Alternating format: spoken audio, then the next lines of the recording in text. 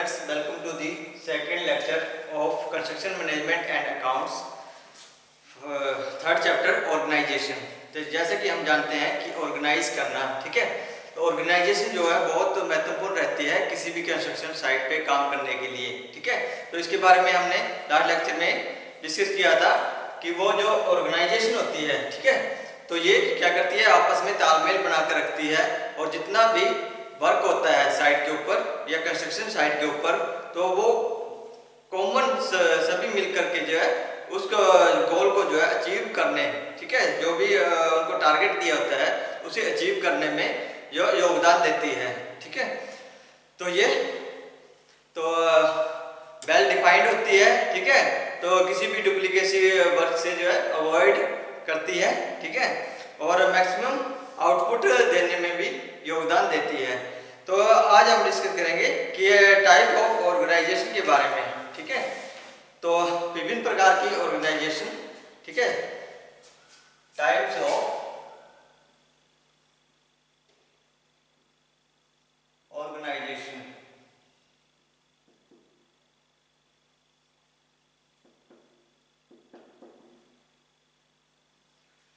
तो कितने के प्रकार की जो है ऑर्गेनाइजेशंस होती है। सबसे पहले लाइन ऑर्गेनाइजेशन, ठीक है, ये तीन प्रकार की होती है, line organisation, line and staff organisation और फंक्शनल ऑर्गेनाइजेशन, ठीक है। तो सबसे पहले ये तीन टाइप की होती है। Number 1 line organisation,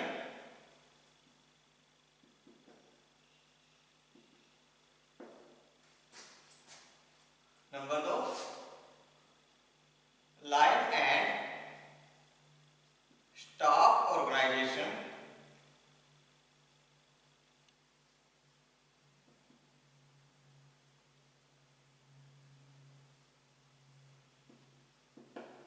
number 3 functional organisation.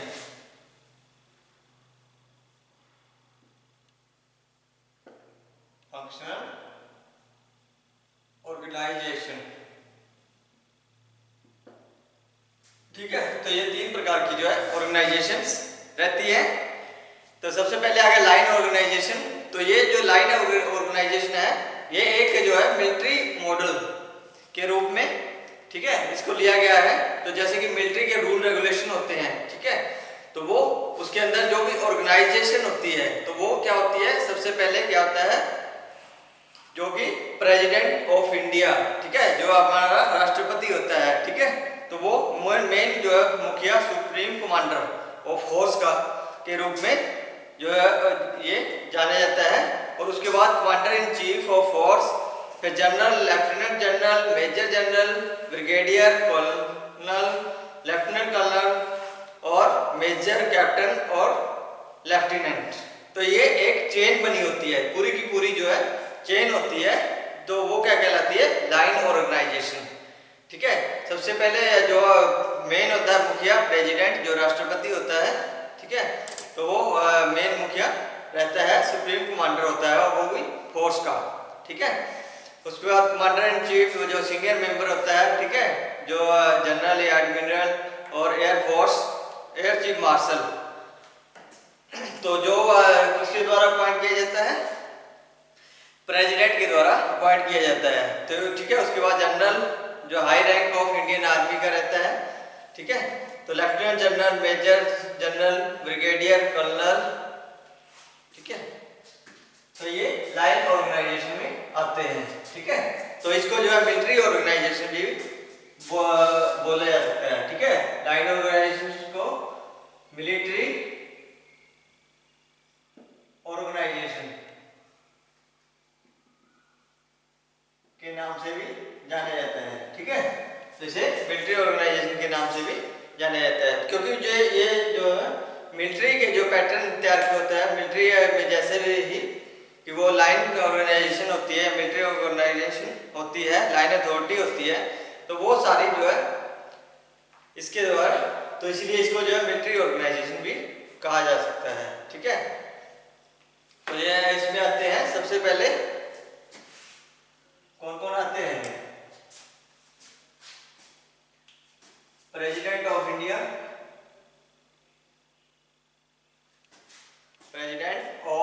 India.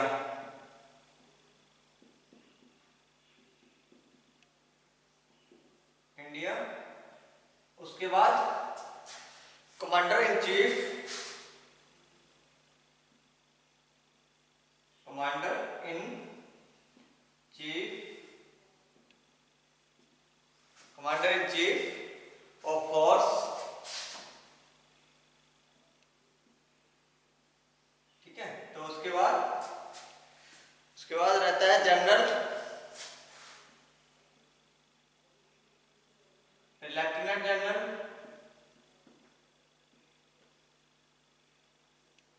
फिर लेफ्टिनेंट जनरल के बाद मेजर जनरल,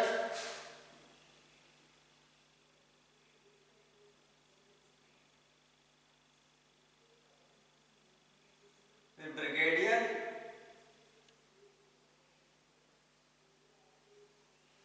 ब्रिगेडियर के बाद उसके बाद कर्नल, फिर इसके बाद क्या आता है कर्नल, फिर lieutenant colonel,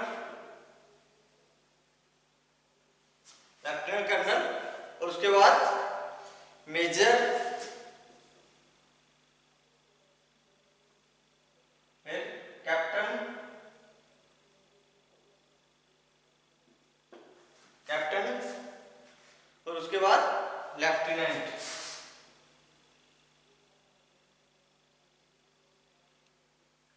lieutenant.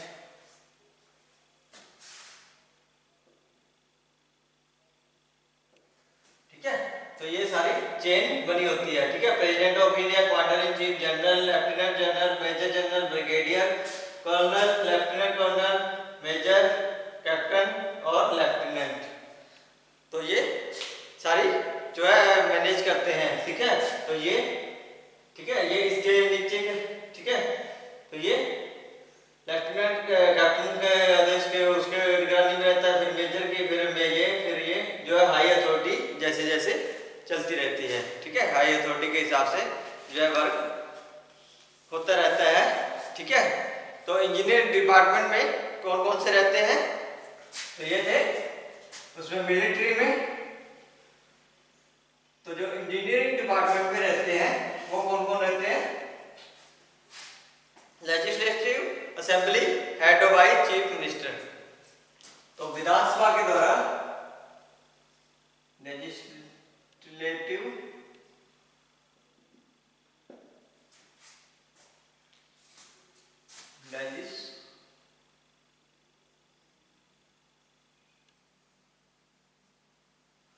Legislative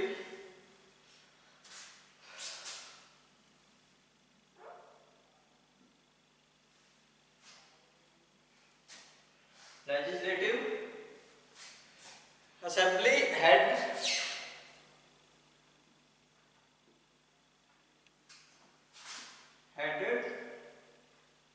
in chief minister. ठीक है, जो भी विधानसभा का जो चुना हुआ जो है नुमाइंदा होता है, ठीक है, जो मंत्री होते हैं, तो वो मेन जो है मुखिया रहता है। उसके बाद जो रहता है पीडब्ल्यूडी मिनिस्टर, जैसे पीडब्ल्यूडी डिपार्टमेंट में तो पीडब्ल्यूडी मिनिस्टर, या अलग डिपार्टमेंट में तो वो अलग अलग प्रकार के। ठीक है, मिनिस्ट्री। उसके बाद चीफ इंजीनियर,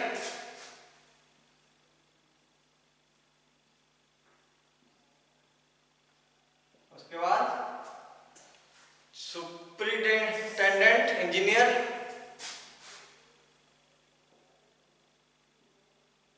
टेंडेंट इंजीनियर, ये सर्कल में रहते हैं 1 2 3, तो जितने भी सर्कल में रहते हैं। ठीक है, तो वो सर्कल के हिसाब से जो है सुपरिटेंडेंट इंजीनियर रहते हैं। ठीक है, तो उसके बाद एक्सियम,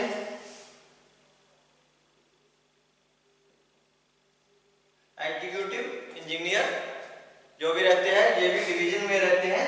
ठीक है, तो ये डिवीजन के हिसाब से 1 2 3 जितने भी रहते हैं, ठीक है, जितने भी डिवीजन रहते हैं उसी के हिसाब से जो है ये एक्सियन या एग्जीक्यूटिव इंजीनियर रहते हैं। उसके बाद सब डिवीजन में क्या कौन रहता है? एसडीओ। उसके बाद क्या रहता है? एसडीओ। तो ये रहते हैं सब डिवीजन में। सब डिवीजन में बांटे होते हैं, जैसे 1 2 3 जितने भी सब डिवीजन होते हैं तो उसके अनुसार ही ये एसडीओस बांटे होते हैं। उसके बाद आ जाता है जेई, तो ये ब्लॉक लेवल पे होते हैं, ठीक है, ठीक है। तो ये ब्लॉक लेवल पे जैसे भी होते हैं, जितने भी रखते हैं, तो ये सारे जो है रहते हैं।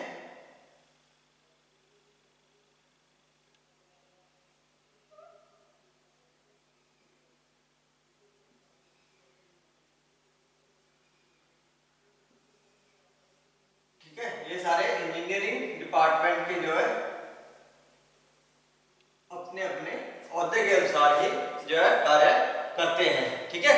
तो जो भी इंजीनियरिंग डिपार्टमेंट होता है, जैसे पब्लिक वर्क्स, ठीक है, पीडब्ल्यूडी का जो डिपार्टमेंट होता है, तो उसमें सबसे पहले है legislative assembly headed by chief engineer, PWD minister, chief engineer, superintendent, action, SDO, JEE.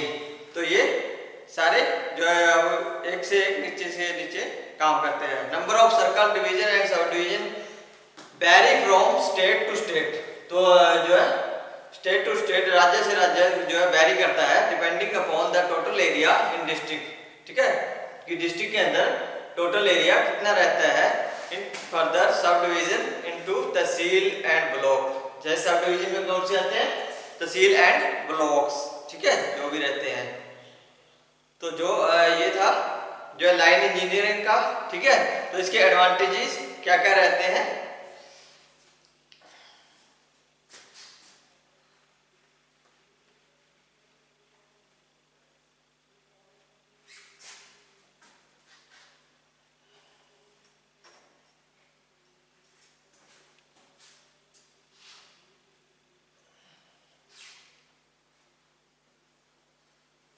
Line organisation की जो है एडवांटेजेस क्या क्या रहते हैं?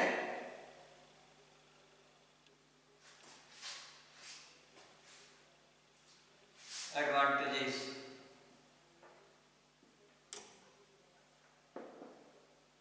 क्या इससे फायदे होते हैं? It is simplest organisational network. पहला तो है इट इज सिंपलेस्ट ऑर्गेनाइजेशनल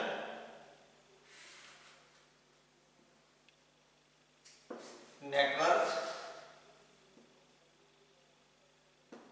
तो ये बहुत ही आसान जो है ऑर्गेनाइजेशनल नेटवर्क रहता है। It is convenience it is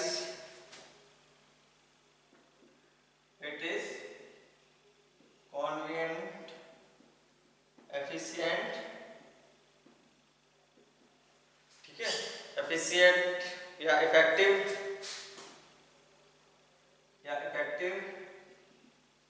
and economically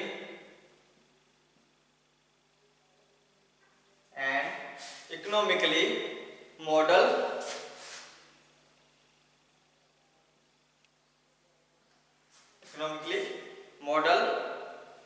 as no special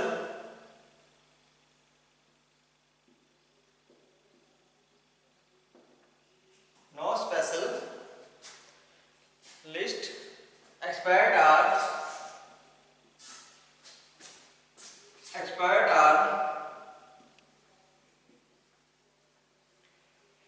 appointed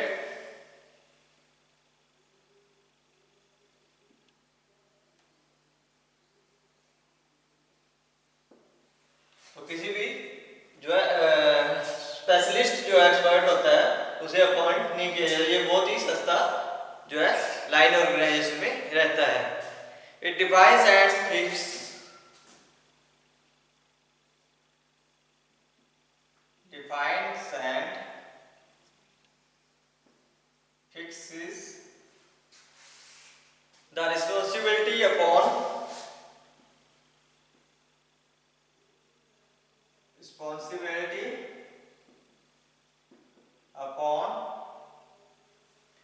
individual in a perfect manner, individual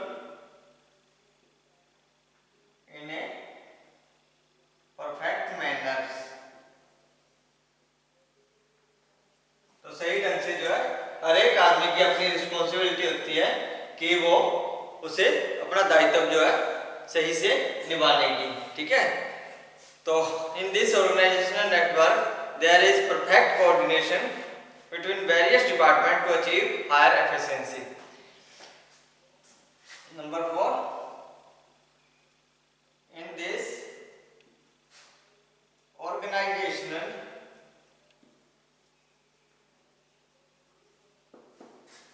network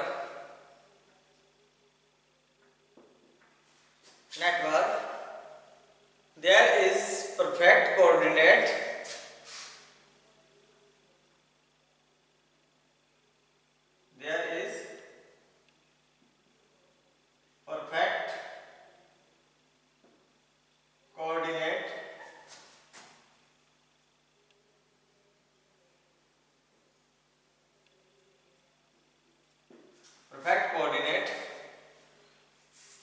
between various department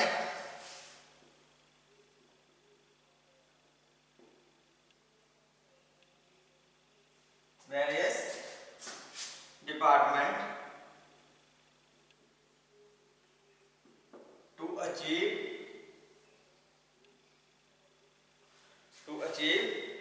higher efficiency,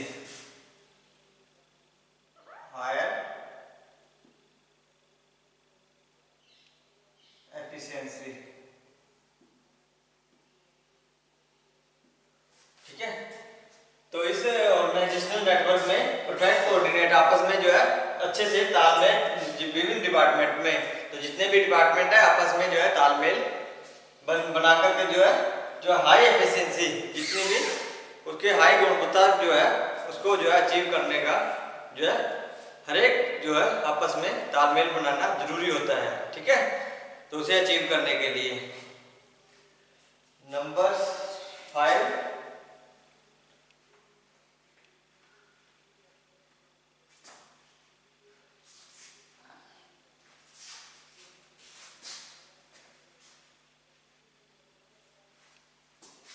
it allow quick decision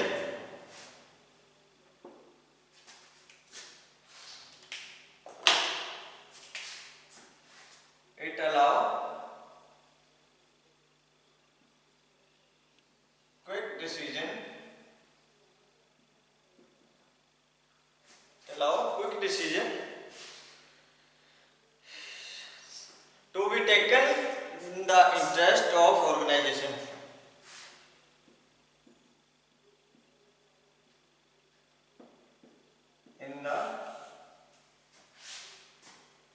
to be taken in the interest of organization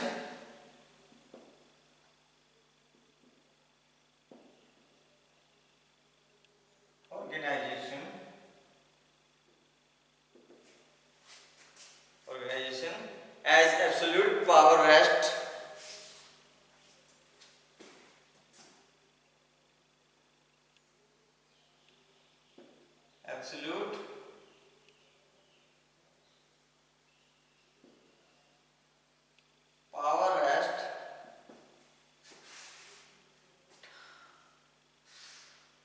with certain individual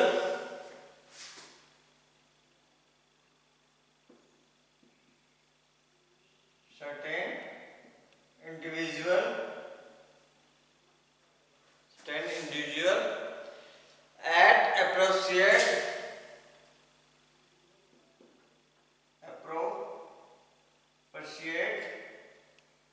level, ठीक है। तो अपने level के ऊपर जो है हर एक को जो है पावर होती है, ठीक है। तो अपने जो है डिसीजन लेने की, ठीक है। तो क्विक डिसीजन, तो जल्दी से डिसीजन लेने की हर एक के ऊपर के पास जो है इंडिविजुअल जो है पावर रहती है, ठीक है। तो alternate centre of power there is complete transparency in system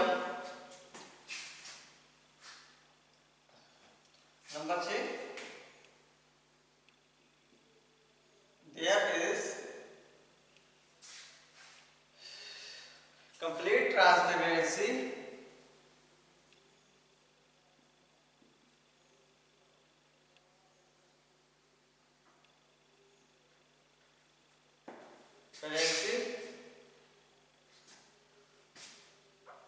complete transparency in the system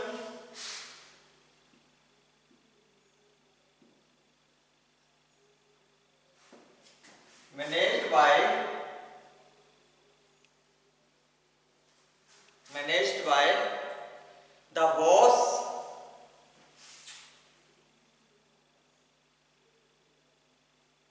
and chance to feuds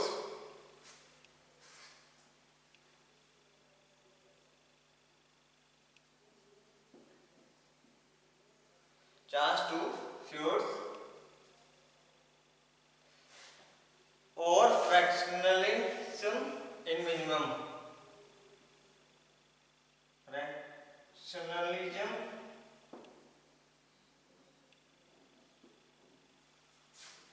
is minimum.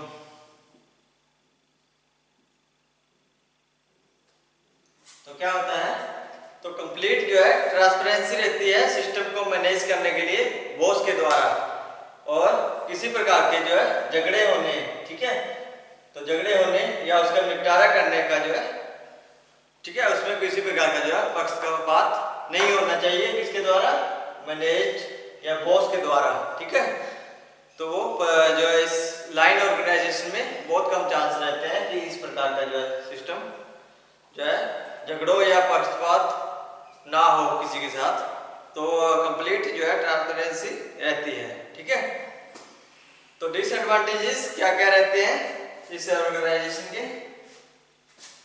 तो ये थे advantages.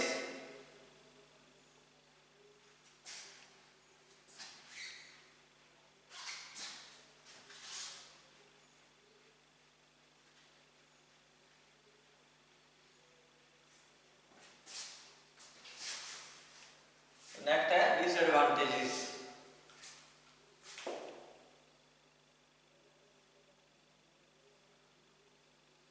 Disadvantages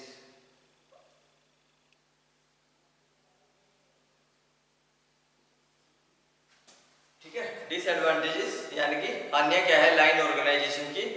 in this organisational network few की एग्जीक्यूटिव आर हाईली ओवरलोड। सबसे पहले जो executive होता है, जो एक्सेन वगैरह होते हैं, तो उनको ऊपर जो है बहुत ज़्यादा प्रेशर रहता है, ठीक है, हाईली बहुत ज़्यादा ओवरलोडिंग या बहुत ज़्यादा प्रेशर रहता है किसको, काम को जो कंप्लीट करवाने का।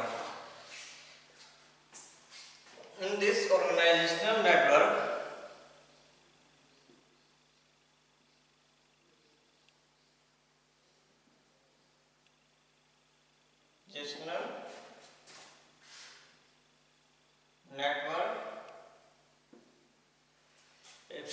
फ्यू की executive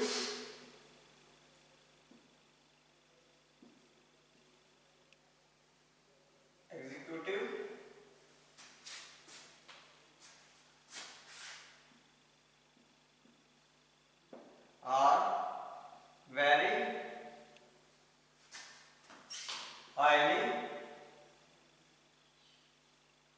overloaded।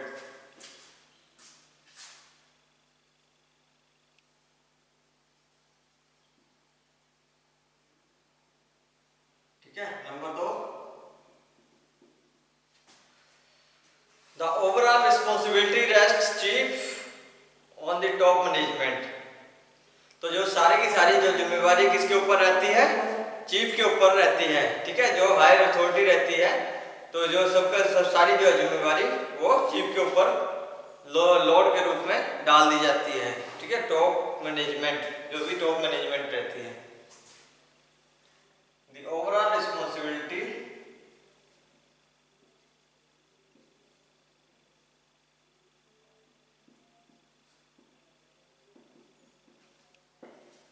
is rests chiefly on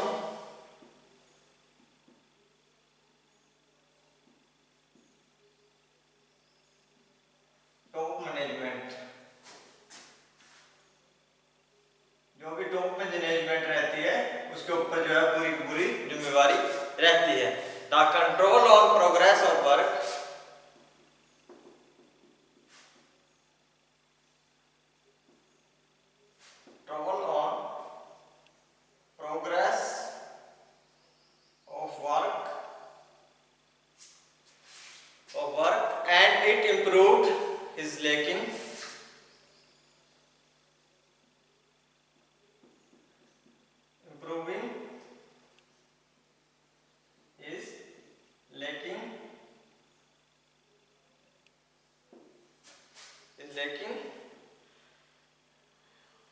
due to overloading of key numbers, overloading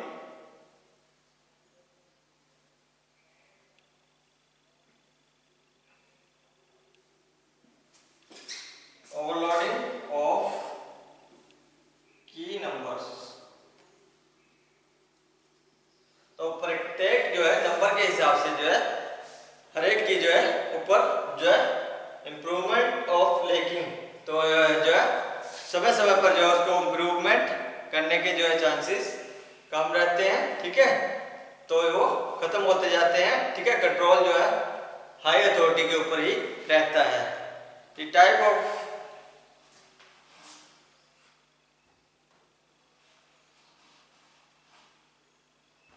poor coordinate between different department, poor coordinate between different department,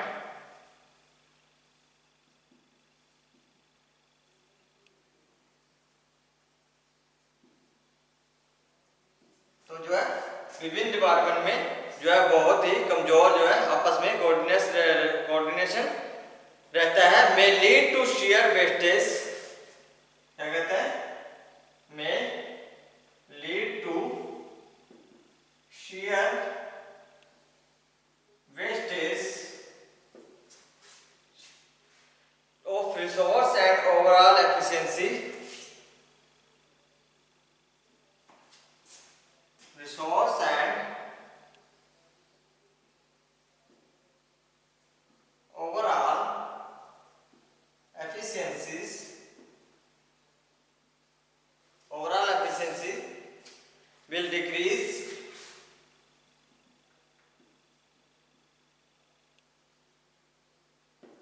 ठीक है।